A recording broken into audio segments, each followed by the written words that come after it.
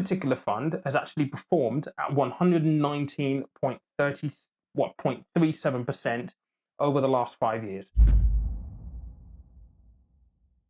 Hey guys, welcome back to the channel. So this video is going to be a continuation of the Vanguard playlist. Yes, that Vanguard playlist that we started in January, that this is video 2 for. There will be another 2 videos to go into this playlist, but I promise you it is timely and it is topical because we're at the beginning of March, and in a little over a month's time, our ISA allowance should reset. Fingers crossed, if Rishi doesn't change anything tomorrow, we should still have a £20,000 ISA allowance.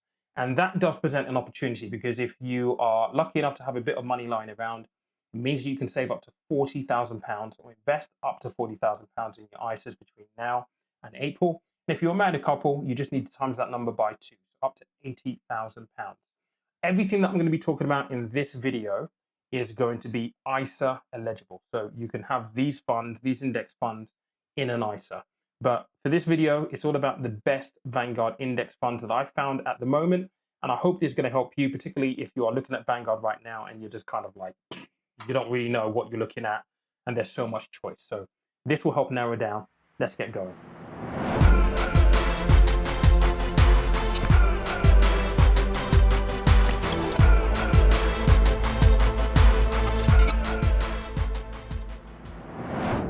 All right, a couple of things before we begin, guys. So this Sunday coming, we have got a Pensions Live Q&A session. It's the typical Q&A session that I do every fortnight on a Sunday, but this one is going to be focused purely on pensions. We actually have Pension B coming along as well to talk about pensions. If you're self-employed, this is going to be a great session for you to ask questions in a safe space and learn a little bit about why pensions are so important, the things that you can do. If you have family, friends, mum, dad, acquaintances that are a little confused over pensions and want to be able to ask questions in a safe place, then the live Q&A is going to be a really good environment to do that as well. So I look forward to seeing you there 9:30 this Sunday. Now that that's out of the way, let's get on to the really serious bit. And look, I know that I don't need to say this, but I'm going to say this anyway. I'm going to be talking about the best Vanguard index funds right now that I have found on the Vanguard website based on cost and based on performance. So I wanted to get them with the lowest cost I could for the type and category that they're put in, and also they must have returned double-digit performance on average over the last 5 years. Now, this doesn't mean that you go pick up these funds and go and invest in them just because I've selected them as the best ones based on my research. You still need to do your research. The purpose of this, though, is to give you some education so you know what to look for and to hopefully help you narrow down your choices. Because I know when you're going on to Vanguard, it can be really confusing. You can be looking at this stuff and thinking, well, what am I looking at? It can look like gobbledygook. So hopefully this will help you if you're a first-time investor thinking about using Vanguard to maybe narrow down your research and narrow down your investment choice options. But please do not take this as financial advice. This is for educational purposes only. Now let's jump into the Vanguard website. I'm going to show you the funds that I'm going to refer to in this video. There are 6 of them altogether. All right, so this is the Vanguard website, and essentially what you need to do is just click on what we offer, and you need to go on to index and active funds. Now, guys, if you don't know the difference between an index and an active fund, I did a video a while back which kind of talks a little bit about it. There it is right there. Go and check it out. Now, an index fund is essentially a passive fund. So it could be tracking an index. An index is a market. So an example of a market is the FTSE 100, the FTSE 250, the S&P 500, okay? Now, a passive fund will mimic the performance of that market. So if the market, FTSE 100, for example, goes up today, then your passive fund will mimic that performance and go up. If the FTSE 100 were to go down the following day, it will mimic that performance and go down. You don't have any teams. You don't have any human interaction or intervention in a passive fund. So it's simply there to track, to follow, to mimic performance. Now, active funds, and the reason why they separate these out is that active funds are exactly that. They have a team of people, human beings, highly trained professionals who basically make investment calls. So they will say, look, we think that we can get better growth in this arena, and they will decide to invest accordingly. So two very, very different approaches. The ones that I'm going to be highlighting today are all passive funds, because passive funds are typically cheaper because you haven't got that human element, you haven't got that human intervention. So really, really worthwhile bearing in mind. But everything we're going to be talking about for this video is going to be a passive equity fund. Now, I know when you land on this page, if you're a first timer, this can look really confusing, guys. There are 37 matching funds essentially at this point in time. So a lot to narrow down. Now, I'm going to talk you through maybe some things that are worthwhile just paying attention to, and maybe demystify some of these terminologies and what you're looking at in terms of the structure here. So you're always going to have a fund name. Now, there are categories that they've put these funds into here. So if I just collapse these, you'll find that there are 4 categories altogether. So there's blended with 1 option in there. There's equity with 19 options. We're going to be paying attention to this here. Fixed income with 16. So fixed income is essentially bonds. So it's another term for a bond. Now these bonds, these fixed income will be funds. So unfortunately, whilst bonds give you a little bit of safety, I was going to say guarantee then, they don't guarantee you anything. They give you a bit of safety in the investment realm. They will still go up and down in value, right? But not as much as equities, or they shouldn't at least go up and down as much as equities.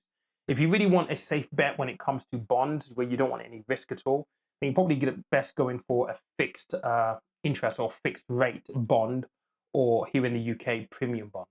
Those have zero risk, period. If you're looking at investing in one of these fixed income funds or bond funds, then there is going to be an element of investment risk as well. So really worthwhile bearing that in mind. Then you've got a money market option here as well, which we won't really be focusing on, which I'm just going to show you has 1 option, and that is a 1. So very, very, very, very low, almost no risk at all.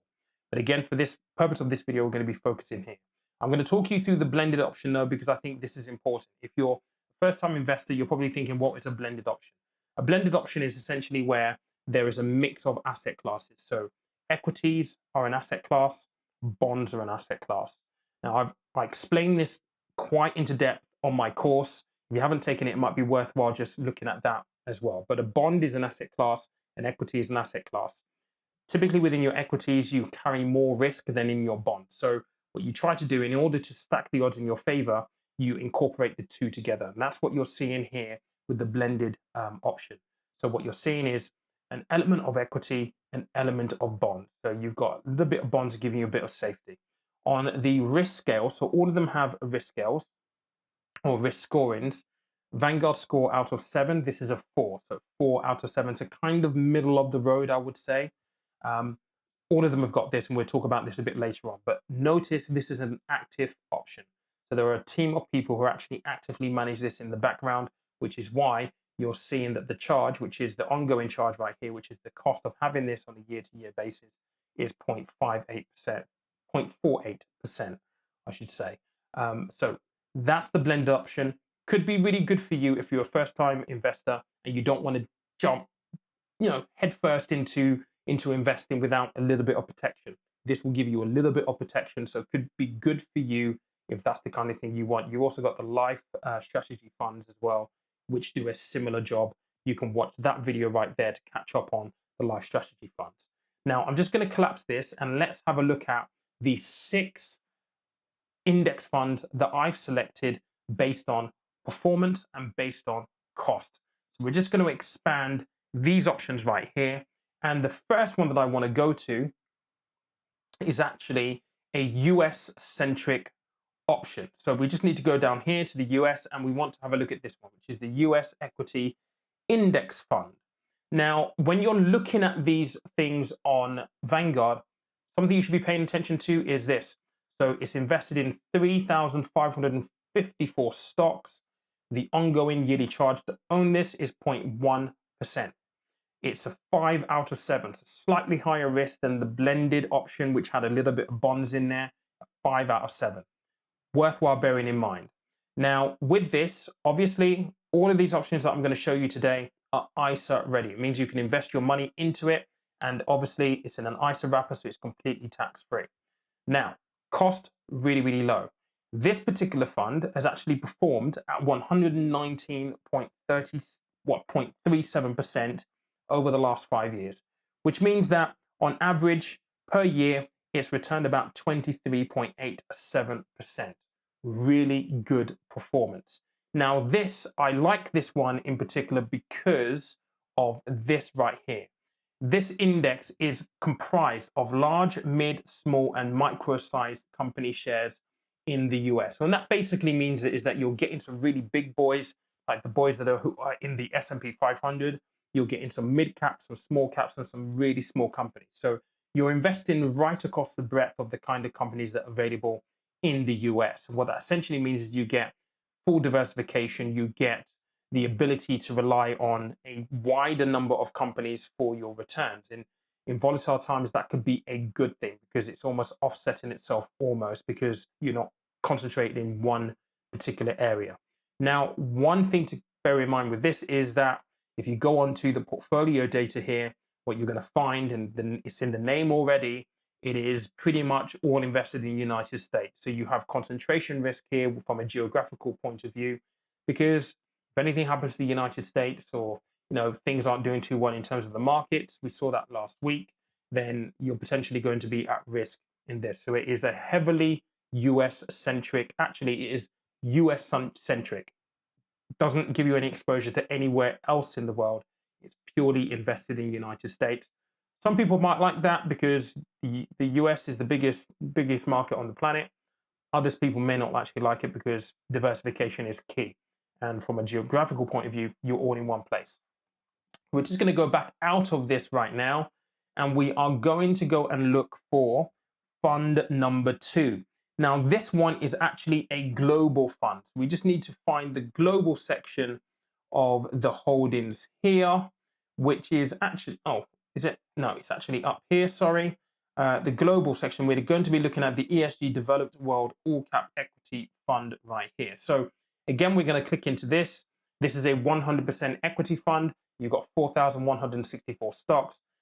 Ongoing charge for this is 0.2%, so slightly more expensive than the first one we've just had a look at. It is again a 5, available in an ISA wrapper. The performance on this over the last 5 years is 71.94%, which gives it an average of 14.39% per year over the last 5 years. Now, what's really important about this one is that this one actually has some ethical investing principles sat behind it. And you can see that with this phrase right here. The equity excludes shares of companies that the sponsor of the index determines to be engaged or involved in the following activities: controversies, non-renewable energy, vice products, and weapons. So if you're the kind of investor who wants to know that your money is doing good and is going towards a good cause to a better future, then this fund right here may tick your box. It's not going to be supporting any companies that are manufacturing arms and non-renewable energy. So if you want to see a world where the world is healthier, a bit greener, this could be really, really good for you as well. With this one, it is a global fund. So what you're going to find here is that you're invested in more regions across the world. Again, there's still a very heavy United States lean into this. So 66.4% invested in the United States. Some may say that that's still quite a bit, but the United States, again, is the biggest market on the planet. So it is to be expected, but you've got exposure to Japan, UK, Canada, Germany, Switzerland, Australia, Korea, France, Netherlands, Sweden, and other countries as well. This gives you a bit more of a global feel, global exposure to different territories, helps you spread your risk across those economic regions as well. So that is fund number 2. Let's go and find fund number 3. Fund number 3 is more of an emerging market fund. And for that, we just need to come straight out of here and we need to find the emerging market section, which is, where is it? This one right here. And we are looking for the emerging market stocks index fund, which is this one right here. Now, for this, it's invested in 1,414 stocks. So less than the first 2 that we've had a look at. The cost for this is 0.23%. This one is actually a risk 6. And the reason why it's a risk 6 is because it's invested in emerging markets. We'll have a look at what emerging markets actually mean in a moment. But from a performance point of view, this one has performed at 83.67% over the last 5 years, average of 16.73% per year. Now, ISA ready, of course.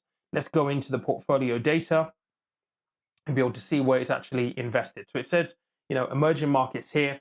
So heavily into China, Korea, Taiwan, India, Brazil, South Africa, Russia, Saudi Arabia, Mexico, Thailand.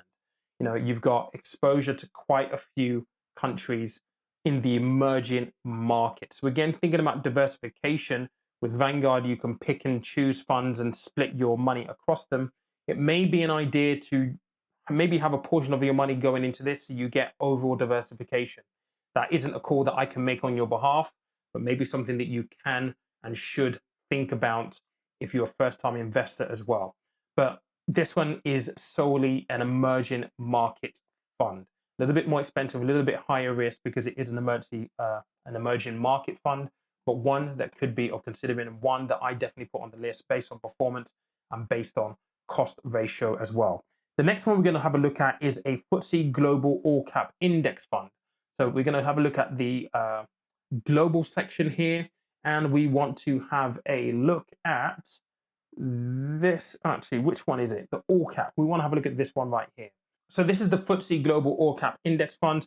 This is invested in quite a lot of companies. So 8,817 stocks altogether.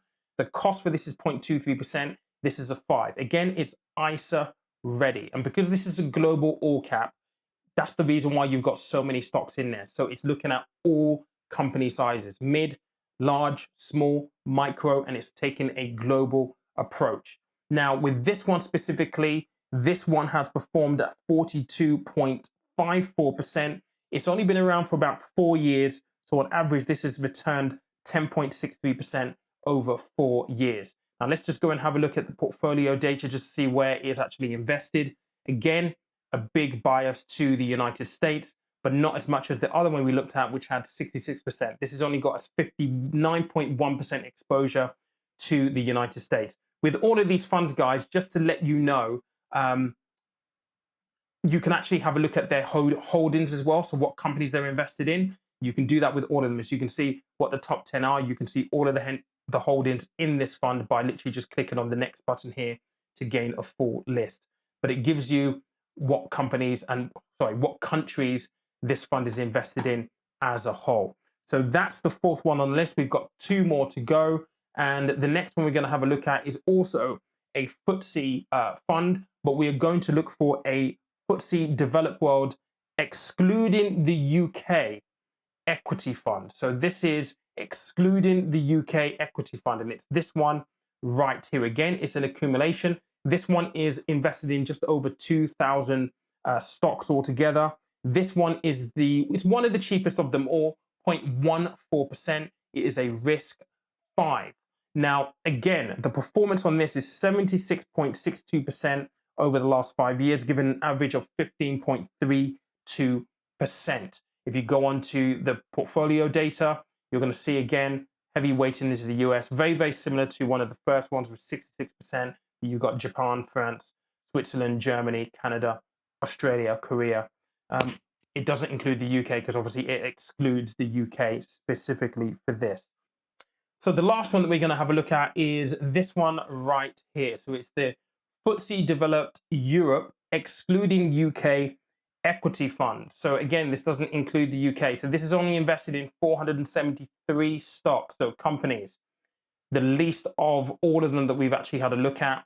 This one is priced at 0.12%. This is a 6 out of 7 risk-wise. Now, this one has performed at 51.98% over the last 5 years, which gives it a return of just over 10%, 10.38%. And again, this is ISA ready. Now, because this is invested in Europe, what you will find here is you've got France, Switzerland, Germany, Netherlands, Sweden, Denmark, Spain, Italy, Finland, Belgium, Norway. You've got European countries exclusively here.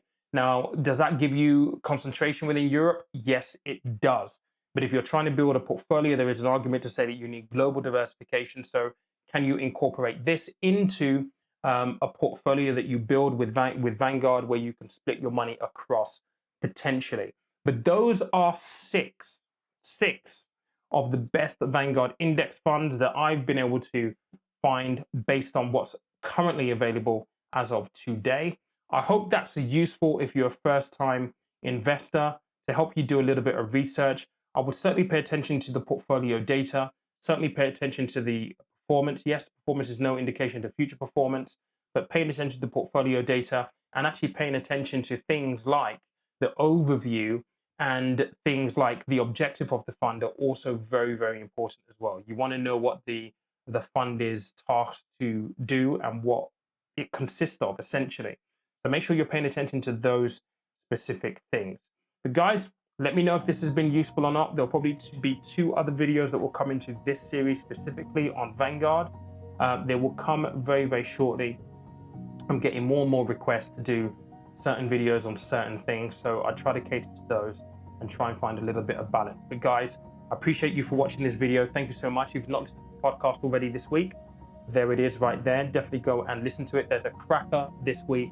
We're talking about how you can prevent yourself from being a victim of fraud.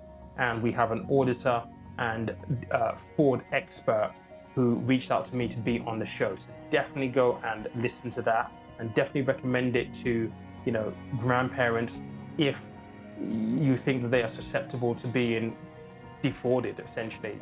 People do target the elderly generation, and Lee, who's on the show, actually gave a really, really good tips on how you can have those conversations with elderly parents or relatives and stuff. So definitely go check it out. But guys, thank you so much. Have an amazing week. Remember, money is a tool, life is for living. Catch you Friday.